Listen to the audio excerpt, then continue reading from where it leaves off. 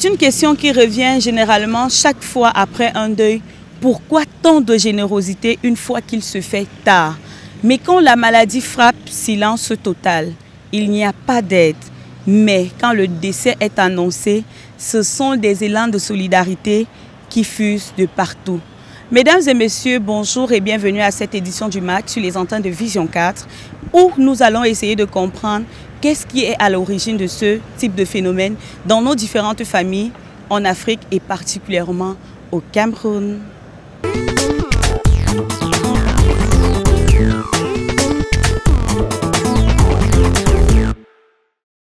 On dit souvent qu'on reconnaît les vrais proches dans les moments difficiles.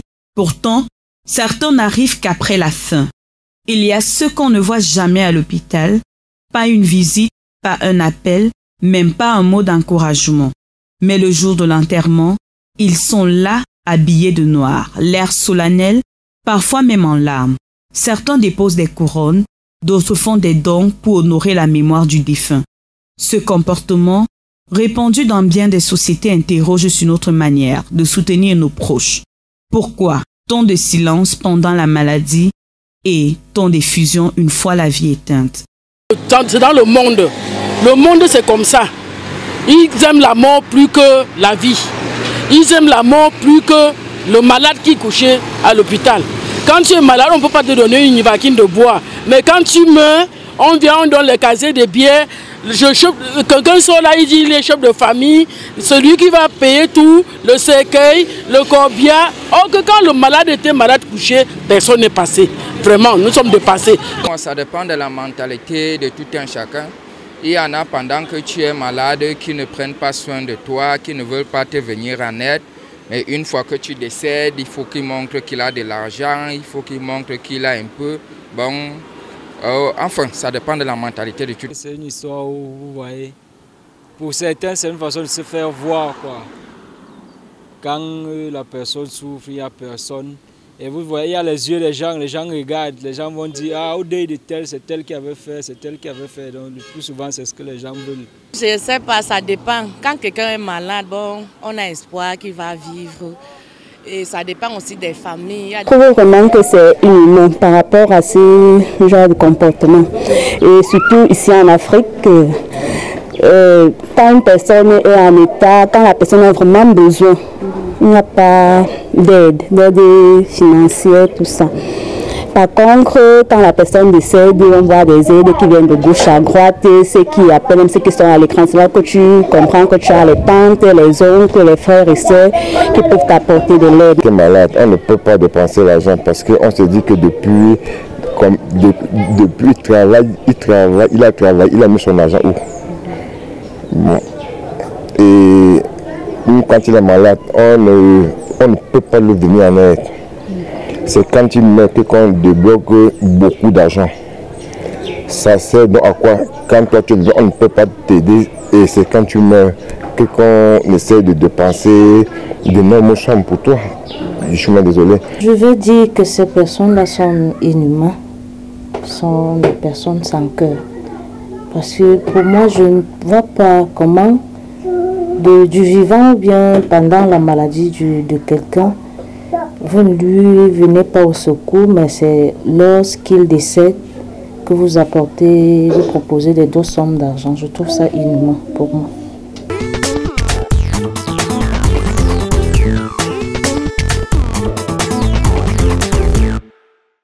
Pendant les longues périodes de maladie, les besoins sont pourtant réels et pressants. Un soutien moral, une aide matérielle, des soins, un mot d'encouragement. Mais dans ces moments, l'entourage se fait souvent discret. Il devient plus facile d'inventer des excuses que de faire face à la douleur de l'autre. Puis, dès que la mort survient, les absents redeviennent visibles. Ne serait-il pas plus utile d'agir tant qu'il est encore temps? Aux Camerounais qui changent l'attitude là, puisque ils ne peuvent pas faire que quand tu es malade, on ne s'occupe pas de toi.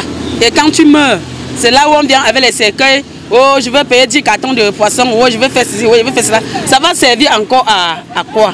Aide ton frère quand ton frère vit. Quand ton frère vit, tu l'aides, c'est plus bien. Quand un malade, comme moi je suis maintenant, je suis malade. Personne ne vient en aide. Mais si on essaie d'entendre qu'il est mort, c'est là qu'ils vont se faire des réunions et des réunions pour dire que, pour se faire montrer que j'étais parenté à celui-ci. Or, Dieu ne le veut pas. Aide ton frère quand il est encore vivant. Mais, si Dieu l'appelle, tu as fait quand même ton possible. Mais aujourd'hui, ça ne peut plus se faire parce que le diable rôde comme un lion. Et parfois, je trouve même le mot, je n'arrive pas à trouver le mot. Parce que normalement, il faut assister. Quand la personne est malade, on doit assister la personne. Et à partir du moment où vous ne l'assistez pas, moi je ne trouve pas beaucoup. Je ne trouve pas la raison. Je ne trouve pas, je ne sais pas pourquoi tu dois venir, quelqu'un doit venir proposer des sommes d'argent ou bien peut-être le matériel, je ne sais pas. Moi, je ne sais pas pourquoi. Le monde change, maman. Il faut que le monde change, que nous travaillons sur le malade et on laisse la collation comme ça. Parce que la collation, là, ça ne donne à rien. Ça ne donne à rien. Un malade qui est couché manque 100 francs pour boire la bouillie. Et quand il meurt, le frère sort, il vient mettre une voiture de bière. Hein? Un camion de bière pour boire. Il dit le corbillard c'est lui. Tout c'est lui. Je vais dire, c'est la famille. Tu sais, quand la personne est malade, ça regarde certaines personnes. Maintenant, quand il y a deuil, ça regarde il y a plusieurs personnes. On va faire appel à plusieurs familles. Vous allez entendre faire part à la famille telle, la famille telle, la famille telle. C'est un peu ça. Il faut juste convoquer la famille et leur faire comprendre qu'il est mieux de sensibiliser tout un chacun et leur faire comprendre qu'il est mieux de venir en aide à quelqu'un quand il est encore malade. Parce que pendant qu'il est malade, on peut le sauver. Ça ne sert à rien de venir dépenser des millions pendant qu'il est à mort, quoi. Donc il serait mieux peut-être de convoquer une famille et essayer un peu de sensibiliser les membres de la famille. Leur faire comprendre que non, il est nécessaire de dépenser quand quelqu'un est encore malade et non quand quelqu'un est décédé. Il sort de la poche. Puisque présentement, si tu n'as pas l'argent pour aider ta personne, peut-être que ta mère est malade, tu dois sortir de l'argent pour la soigner. Tu peux demander les prêts, mais on te refuse. Mais dès qu'elle meurt là, tu vas voir, la réunion va venir t'aider.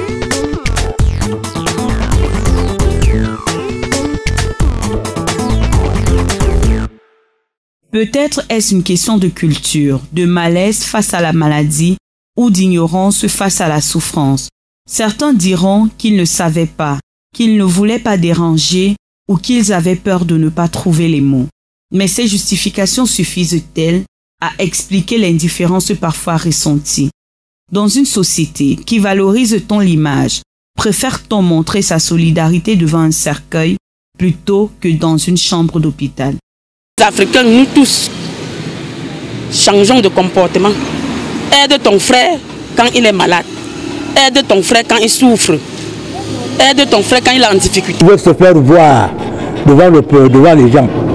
Que celui-ci est pour moi, c'est moi ici avec lui, c'est mon parenté, ceci, cela. Ils vont se faire voir. Et pour se montrer qu'ils sont riches. Et d'autres font ça pour la gourmandise, pour manger et boire. Que d'autres veulent laver leur conscience et d'autres qui veulent se faire voir pour rien. Comment j'ai fait ci, j'ai acheté ci, j'ai habillé le corps, j'ai acheté le cercueil, j'ai fait ci, c'est moi qui ai financé, bref. Ce qui est vrai, ils sont gelés. Ce qui est vrai, c'est tout simplement parce que il y a eu des rancunes. Et alors avec les rancunes se passe dans nos familles, tout le monde est donc obligé de dire que ah, s'il meurt, je sois mon argent et puis on s'en passe. Je ne trouve même pas le mot. Si ta personne a été malade, bien ta proche, ou bien genre frère, cousin est malade, la personne est malade, tu lui viens parler, je ne vois pas, ça veut dire que tu veux seulement te faire voir. Parce que généralement dans les familles, il y a quelqu'un qu'on se dit que bon, quand il va arriver, même dans la maladie, il va trouver un peu d'argent, il va trouver des moyens pour soigner la personne. Mais si tu ne viens pas en aide à ce moment-là, pourquoi venir faire semblant lorsqu'il est décidé? Ça veut dire que tu veux te faire voir quelque part. Se fait voir. Il vient se faire voir dans rien. Il vient se faire voir dans rien.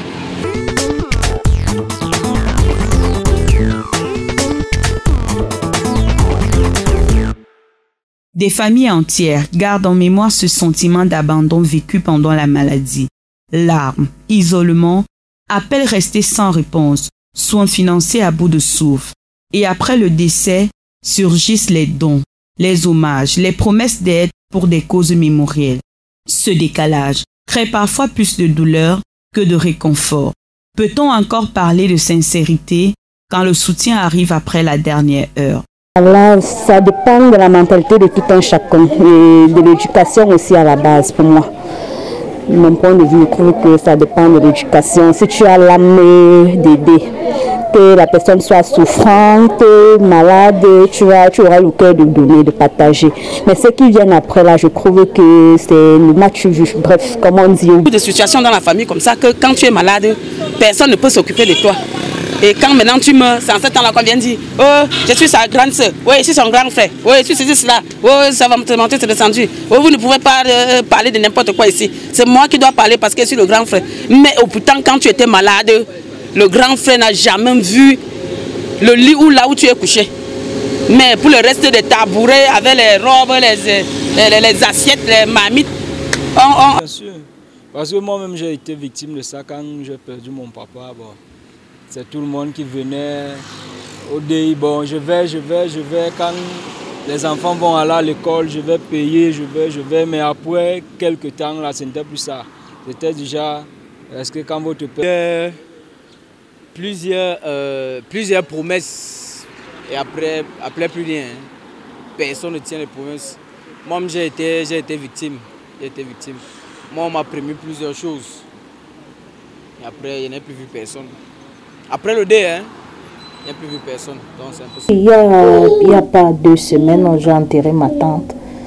Et elle a souffert pendant plus de 2 ans. Pendant qu'elle était malade, on a fait appel aux membres de la famille, à certains qui n'ont pas fait un geste. Mais après son décès, ils sont arrivés dire qu'il faut programmer les obsèques, qu'il faut préparer des obsèques. Nous, on a trouvé ça un peu bizarre. Un peu bizarre.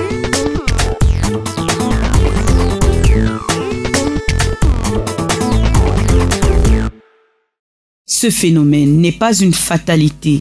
Il révèle une famille dans nos mentalités, mais aussi une opportunité de réapprendre la vraie présence. Être là pendant la maladie, c'est offrir quelque chose qu'aucune couronne, aucun discours, aucun geste posthume ne pourra jamais remplacer. La chaleur humaine au moment où elle est le plus nécessaire.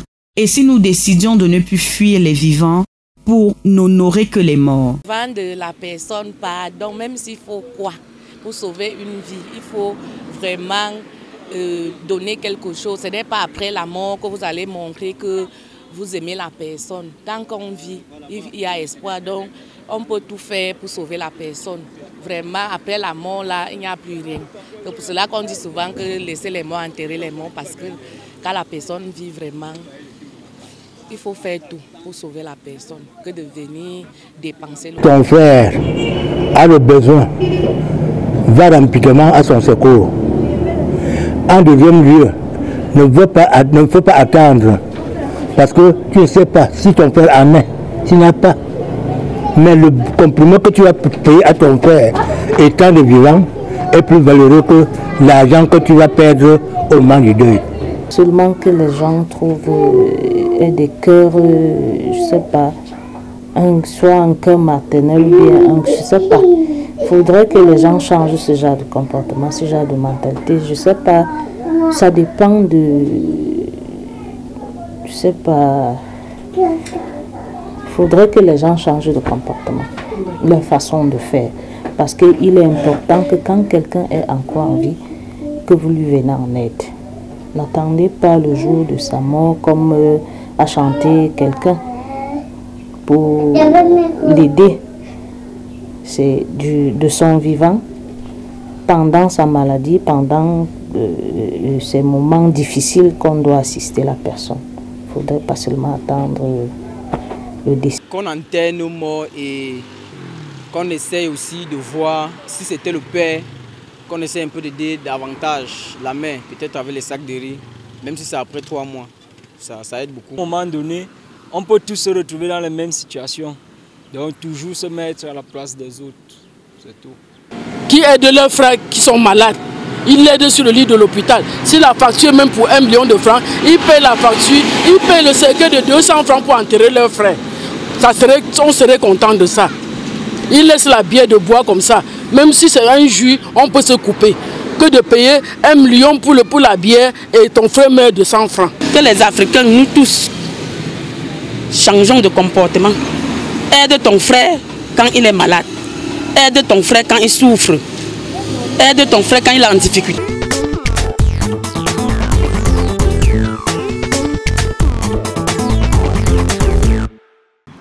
Changer cette logique, c'est réapprendre à être présent pendant les moments de la vie de nos proches, car tout geste pendant la maladie vaut mieux que tout l'or après la mort. Mesdames et messieurs, merci d'avoir été avec nous sur les antennes de Vision 4 pendant cette édition.